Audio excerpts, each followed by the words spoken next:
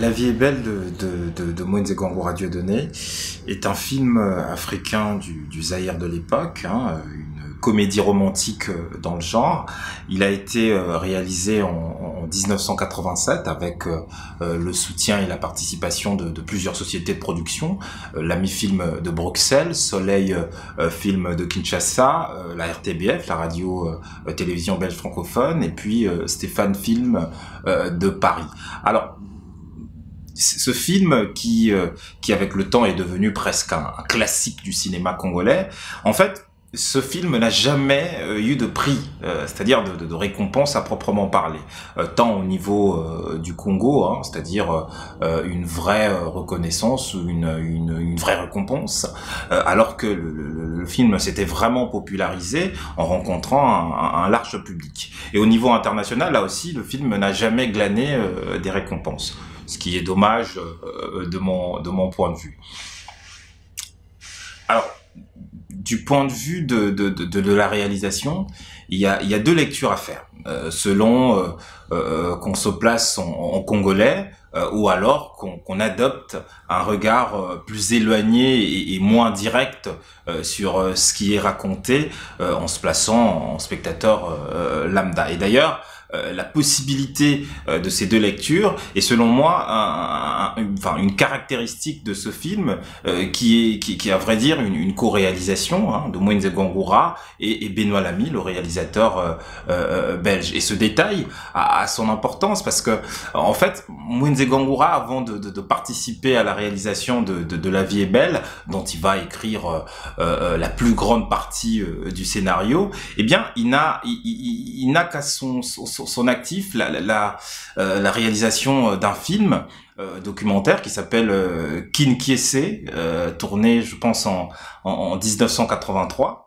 Et Benoît Lamy, lui, à l'époque, a à son actif deux films, La fête à Jules de 1973 et Le jambon d'Ardenne de 1977. Donc, au moment de réaliser La vie est belle, il y a un espèce de concours, oui, de concours de circonstances par rapport à leur carrière, qui fait qu'ils sont vraiment à peu près sur la même longueur d'onde. Moïse Gangora avec sa connaissance de Kinshasa en tant que tel et ses prétentions de réalisation, Benoît Lamy avec tout son intérêt autour pour un troisième projet et sa connaissance cinématographique qui qu'il a servi jusque-là et qui va d'ailleurs compter pour faire de La vie est belle un vrai bon film. Donc voilà un peu la formule gagnante qui va porter l'idée du film dans sa réalisation. Et puis il y a le casting, qui est pour moi la première réussite de ce film, son casting. Je ne sais pas comment ils ont fait, comment ils se sont pris, mais le résultat est excellent. Alors, on peut mettre de côté l'acteur principal, Papa Wemba, qui je pense est un choix qui paraît évident, mais en fait non. Papa Wemba est un chanteur. C'est vrai qu'il va démontrer qu'il est doué, mais c'est loin d'être évident. Et la chose qui va beaucoup aider pour le rôle d'un Kourou que va jouer Papa Wemba, c'est le fait que c'est un phénomène artistique à l'époque. Sa musique s'impose littéralement au sommet. C'est une vraie star en puissance au Zaïre. Et Moïse Gangora va en fait se servir de son histoire personnelle de Papa Wemba pour écrire son scénario à sa manière. Donc Papa Wemba a inspiré l'histoire qu'on raconte dans La vie est belle et a d'une certaine façon été mis dans les meilleures conditions pour s'accommoder d'un costume taillé pour lui à tout point de vue. Et quand on voit le résultat de son implication, de son jeu d'acteur, on est ébloui par le personnage et on voit vraiment un autre visage du chanteur avec un naturel à l'écran, mais incroyable. Donc ça, c'est pour le choix de l'acteur principal, une évidence ou presque. Et puis les autres rôles, là aussi, rien à dire. On a l'impression que tous les acteurs enfin tous les actrices et les acteurs ont été créés précisément pour les rôles de ce film. C'est vraiment incroyable. Alors, vous avez dans le rôle de Kabibi une jeune femme zaïroise qui s'appelle Bibi Croubois, de son vrai nom, qui est selon moi ce qu'il y a de plus raffiné en termes de beauté. Elle ne souffre d'aucun défaut dans sa plastique. Elle est, comme dirait l'autre, elle est belle comme la flamme du punch. Je ne sais même pas s'il y a eu débat quant au choix de sa personne, quand une fille comme ça se présente dans un casting pour ce genre de rôle, vous êtes bouche bée, quoi. Enfin, c'est comme si vous avez gagné au loto, hein. Et je me demande vraiment s'ils ne sont pas partis plutôt la chercher pour la convaincre de jouer ce rôle, parce que ça ne court pas les rues, une telle fille. Enfin, elle est sublimissime, cette Bibi Croubois, mais vraiment, elle est divine. Elle a tout, la gueule d'ange, l'allure, une jolie voix, des longues jambes, l'accoutrement qu'il faut et qui va avec elle dans le film. Elle est la zaïroise ou la citoyenne, comme on les appelle à l'époque, qui porte parfaitement les étendards de la beauté africaine. Il y a rien à dire. Dans le rôle de Mamou, une femme très belle aussi, qui s'appelle Landouzi Boumacha, qui est dans le film la première épouse de Mvoidou, le grand patron, hein, que joue parfaitement bien Kankou Kasongo, qui a, après Papa Wemba, le deuxième rôle important du film. Et puis vous avez des rôles secondaires qui sont tenus par des personnages comme Mongali, l'homme à tout faire de Mamou, qui est joué par un certain Riva Kalimazi. Vous avez le personnage de Maman Dingari, la mère de Kabibi, qui est joué par Manzara Moukoko. Vous avez le personnage de Chéri Bondoé, qui est joué par Iban Zamujingamboui, qui est excellente, elle aussi, dans le film, malgré un rôle secondaire. Et je pourrais en citer d'autres. Mais ce qui importe, et c'est la raison qui me pousse à vous parler de ça, c'est que la quasi-totalité de ces personnages sont joués, si je ne dis pas de bêtises, on peut toujours me contredire, même si je suis plutôt sûr de moi, par des personnes qui sont pas des vrais acteurs. C'est-à-dire que c'est pas leur métier, à vrai dire. Je ne sais même pas s'ils ont fait des études de dramaturgie. Donc ce n'est pas des gens, enfin oui, ce n'est pas des gens qui représentent à l'époque la scène artistique, théâtrale ou cinématographique du Zaïre, qui est portée par d'autres comédiens populaires comme Danga, comme Mangobo ou des comédiens du groupe Salongo. Enfin, je veux dire, les acteurs et les actrices qui jouent dans La Vie est belle ne sont en rien représentatifs de l'engouement populaire qui se fait autour des arts comme le théâtre des années 80 au Zaïre, et c'est très surprenant.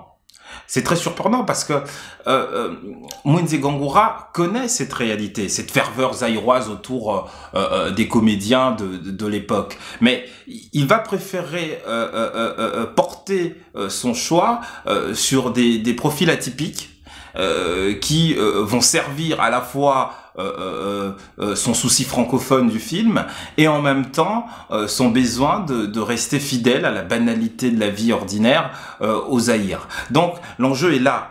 Et il faut dire qu'au vu des résultats, enfin du résultat final, il a eu raison. Et le seul vrai acteur comme, enfin connu et populaire de ce film, c'est un certain Massoumou Debrindé, qui fait juste une brève apparition dans le film en tant que vendeur de la machine à écrire.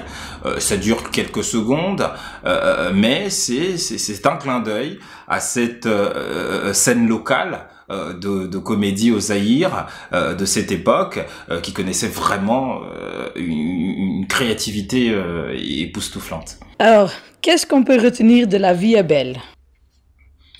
Que c'est que c'est une comédie romantique et pas une comédie musicale comme j'entends parfois des Congolais le dire. Et l'histoire en fait qui est racontée est une histoire d'amour entre un homme et la musique. Et cet amour de la musique emprunte son éclat et son incarnation à la difficile conquête de Kabibi. Nkourou, l'acteur principal, est un jeune villageois qui quitte sa compagne, décidé à faire de la musique électronique. C'est le speech du film. Moi aussi un jour, je vais faire de la musique électrique. Et les deux réalisateurs nous rapportent tout ça avec une poésie dans les plans de ce film qui sont absolument incroyables.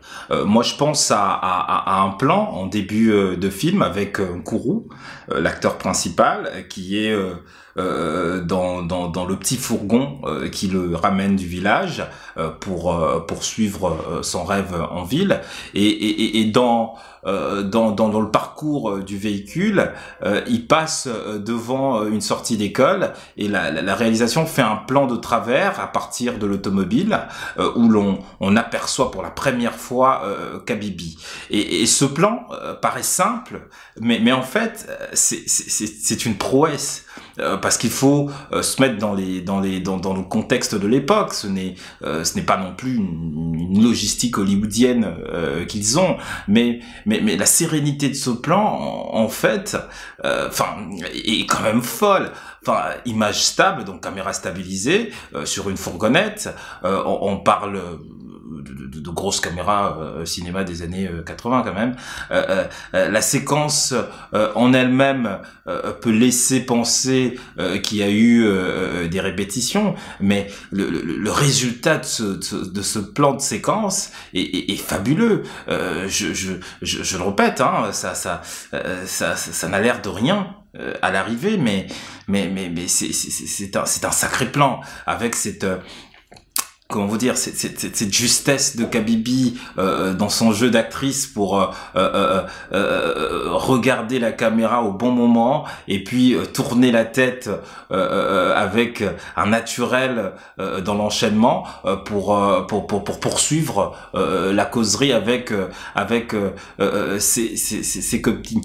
Donc c'est comment vous dire, c'est un petit bijou de réalisation parce que justement ça n'a l'air de rien, mais Moïse Gangoura et son partenaire trouvent le parfait moyen d'introduire Kabibi dans l'histoire au travers un petit plan de séquence qui est d'une simplicité au fond trompeuse, tant la prouesse technique est à saluer. Il y a dans un moment du film toute une longue séquence, ou si l'on veut des séquences qui font partie d'un même tableau, où Mamou, la femme de Voidou, le grand patron dans le film, l'interpelle, interpelle ce dernier, qui vraisemblablement a quelque chose de prévu,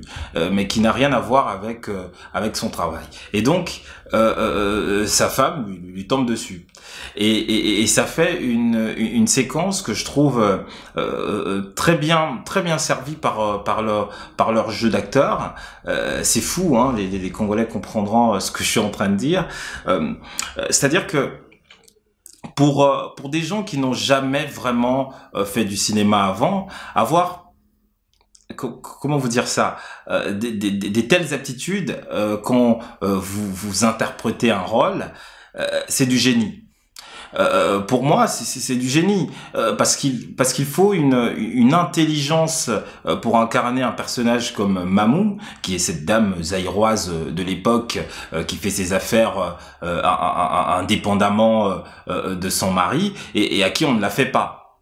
Donc Mamou, c'est une femme forte. Mais ce qui me frappe, comme je le disais, c'est son jeu d'actrice. Elle arrive, et je ne sais pas dans quelle mesure Omenze Gangura était d'accord, hein, elle arrive à alterner, notamment dans la séquence dont je vous parle, des phrases de Lingala qui serrent son texte en français. Je trouve ça tellement bien joué, que c'est vrai, bon, un étranger comme vous ne comprendrait rien à ce que je dis, parce qu'en fait, sa partie en Lingala, c'est de l'improvisation. On peut pas écrire de texte pour ça. Donc la réalisation lui a expliqué ce qu'on attend de ce plan, de cette séquence.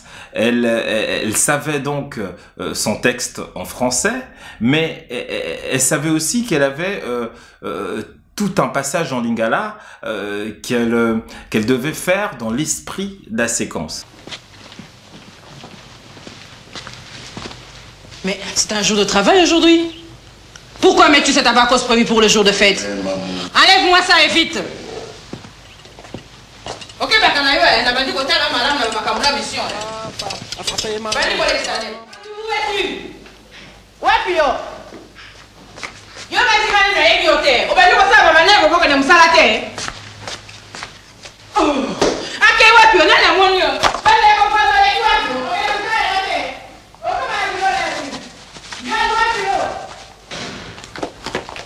Bando zali wapi? Zala kama ni fait sérieux, kwa msala boy. Et même mon msala ngo toke ndenge ninyo. Maleti no bongi site dossier moko yo kamati ezalité. Na bureau no ko malheur. Bando zala kama ni fait sérieux. Petit, viens.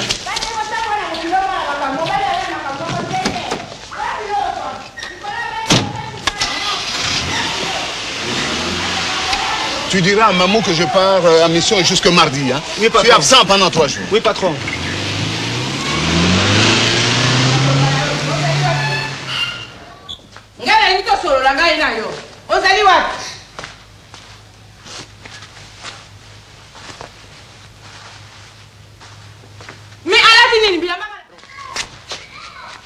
Comment était-il habillé?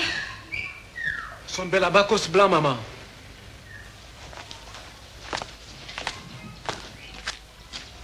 Tiens, lave ça.